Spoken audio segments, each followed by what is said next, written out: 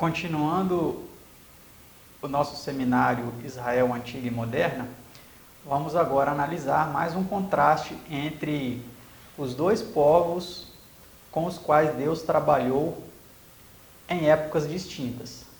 Vamos primeiro analisar aqui um relato com relação ao antigo Israel.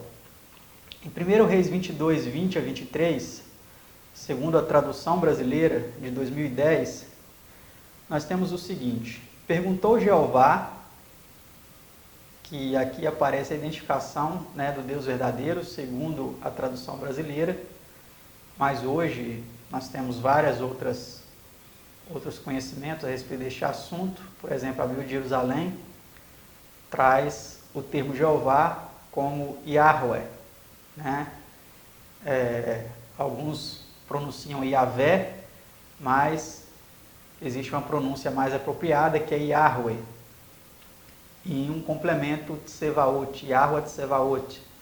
Então aqui, nessa tradução, só para nós começarmos agora a entender essa diferença do nome que identifica o Deus verdadeiro, perguntou Jeová: quem enganará a Acabe para que suba e caia em Ramote Gileade? Um disse uma coisa e outro outra. Saiu um espírito, apresentou-se diante de Jeová e disse: eu o enganarei. Perguntou-lhe Jeová: como?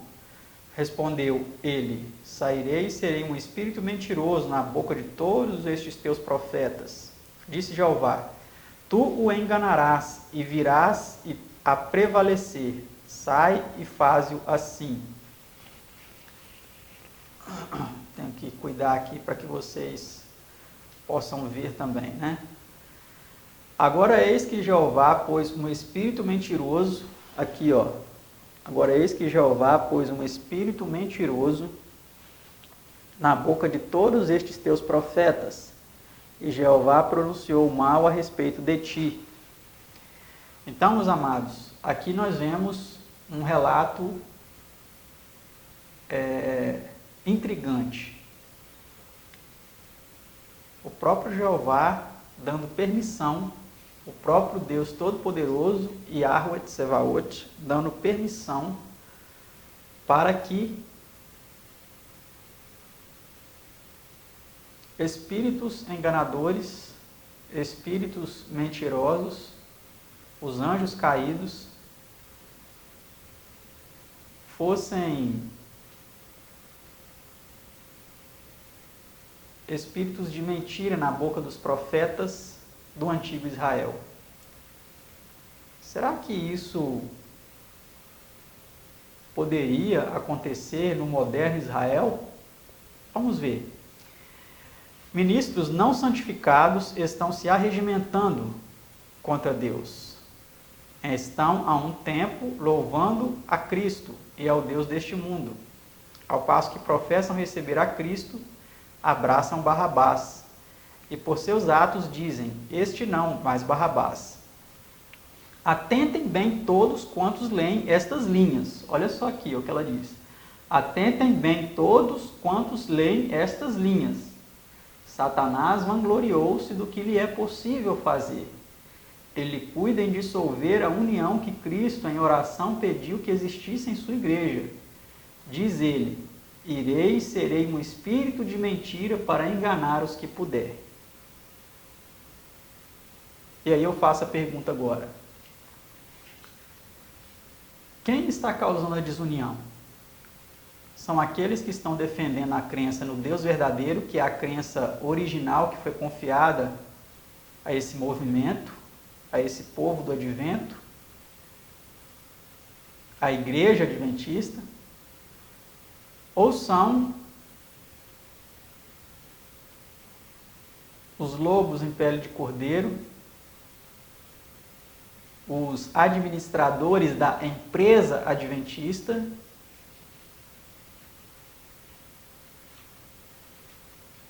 os pastores da empresa adventista, que estão dando vazão, dando lugar, imperceptivelmente, muitas vezes, ao espírito de mentira, para enganar as pessoas. Isso é sério, meus amados. Essa análise é uma análise importantíssima. Se não queremos ser enganados, se não queremos ser desencaminhados, precisamos de respostas para essas perguntas. Vamos analisá-las aqui então na continuação deste texto. Ele continua dizendo o seguinte, vou ler aqui então o finalzinho, para que a gente continue no próximo. Irei e serei um espírito de mentira para enganar os que puder. E aí o texto continua dizendo assim, olha, para criticarem e condenarem e falsearem, sejam os filhos do engano e falso testemunho, agasalhados por uma igreja que tem tido grande luz, grande evidência, e essa igreja desfacear da mensagem que o Senhor lhe enviou e acolherá as mais arrazoadas asserções e falsas suposições e falsas teorias. Satanás ri-se de sua loucura, pois ele sabe o que é a verdade. Muitos se levantarão em nossos púlpitos, tendo nas mãos a tocha da falsa profecia, acesa na infernal tocha de Satanás. Escrito pela senhora Ellen G. White e disponível no livro Testemunhos para Ministros, páginas 409 a 410. Esse texto precisa ser atentamente analisado aqui, para que não reste dúvidas de quem ela está se tratando. Quando as pessoas leem isso daqui, para criticarem, condenarem e falsearem, elas podem ser levadas a pensar que isso se aplica a esta pessoa que agora está apresentando este seminário, ou a outros que são taxados como dissidentes, como hereges, porque o que tem sido dito a respeito deles? Essas pessoas aí estão criticando a igreja, estão trabalhando com um sentimento de condenação, de acusação, estão sendo movidos pelo grande acusador. Será que isso é verdade? Vamos analisar de quem a irmã White estava falando aqui. Sejam os filhos do engano e falso testemunho, agasalhados por uma igreja que tem tido grande luz, grande evidência, e essa igreja desfacear da mensagem que o Senhor lhe enviou e acolherá as mais desarrazoadas asserções e falsas suposições e falsas teorias. Vamos analisar isso aqui. Quem se desfez da mensagem que Deus confiou a essa igreja no início? Foi eu? Foram alguns outros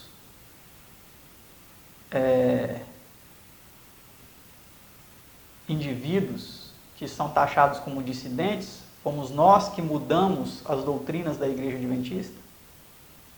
Porque aqui ela fala que os filhos do engano e do falso testemunho, olha só, falso testemunho é a quebra de um mandamento.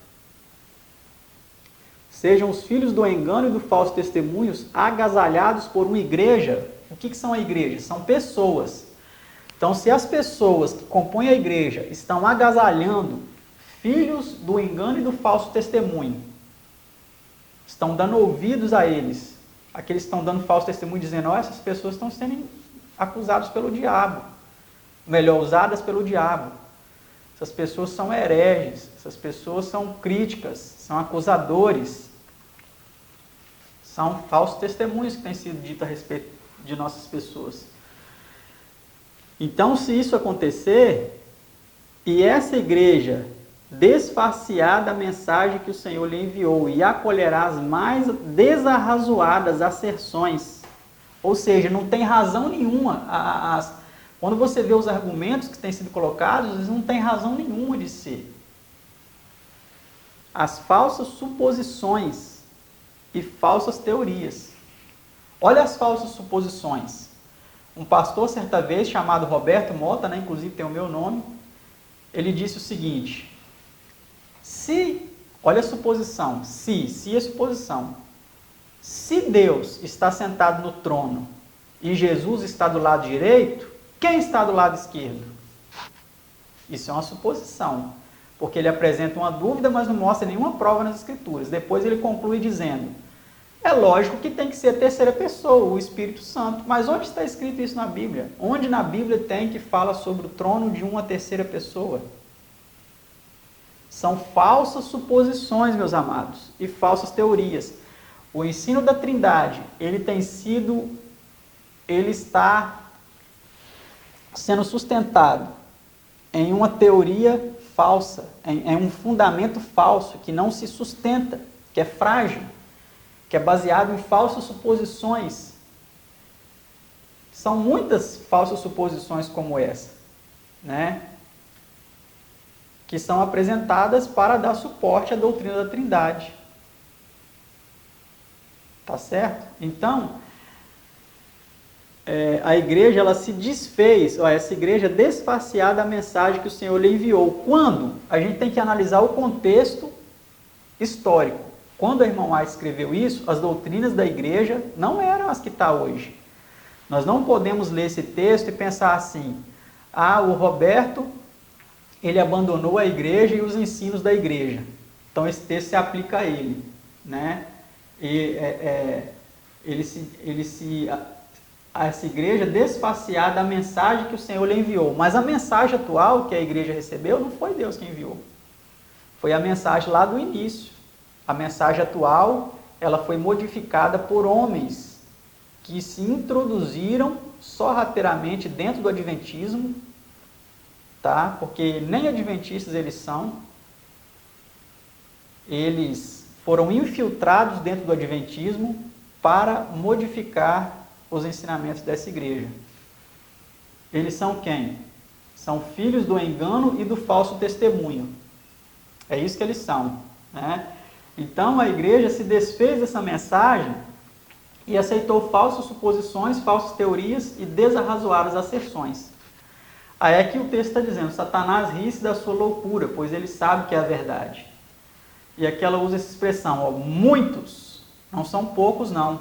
Nós, leigos, somos poucos, pouquíssimos, que estamos apresentando essa mensagem. Mas pouquíssimos mesmos. Mas aqui ela fala, muitos se levantarão em nossos púlpitos, tendo nas mãos a tocha da falsa profecia, acesa na infernal tocha de Satanás. Agora eu pergunto para vocês, a empresa adventista permite que eu fale nos púlpitos dela?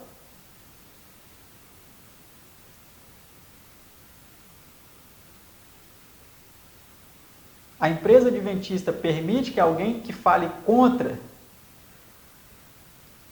o seu corpo doutrinário pregue em seus púlpitos? Então essa profecia aqui se aplica a quem?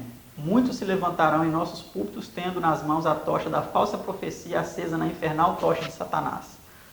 Eu vou mostrar para vocês em quem que se aplica isso aqui. Essa profecia se aplica aos leigos ou à liderança? Satanás se esforça constantemente por atrair a atenção para o homem, em lugar de Deus. Induz o povo a olhar para os bispos, pastores, professores de teologia, como seus guias, em vez de examinarem as Escrituras, a fim de, por si mesmos, aprenderem seu dever. Então, dominando o espírito desses dirigentes, pode influenciar as multidões de acordo com sua vontade. Grande Conflito, página 595. Então, o diabo, meus amados, ele não usa pessoas que têm pouco alcance como leigos. Ele não usa essas pessoas. Ele pode até usar em algumas situações, se essas pessoas derem brecha para ele. Mas aqui, esse texto é claro em dizer que Satanás ele se esforça para atrair a atenção para o homem em lugar de Deus, e ele induz o povo para olhar para quem? Para os bispos, né? Aqui inclui as religiões que utilizam de bispos, como Igreja Universal, como catolicismo romano, né? Pastores, que aí são todas as igrejas evangélicas, inclusive a igreja adventista, professores de teologia, né? Inclusive também da igreja adventista, como seus guias, né? Então essas pessoas, elas são alvos constantes do inimigo. Por quê? Porque eles têm um alcance maior, os rebanhos que estão sob os cuidados deles são maiores. E assim o inimigo consegue alcançar muitas pessoas e enganar muitas pessoas que não estudam as Escrituras a fim de por si mesmos aprenderem o seu dever. Você tem que aprender o seu dever por si próprio, pelo seu próprio estudo das Escrituras, e não pelo que o seu pastor fala, pelo que o seu padre fala. Não, é por você mesmo, tá bom?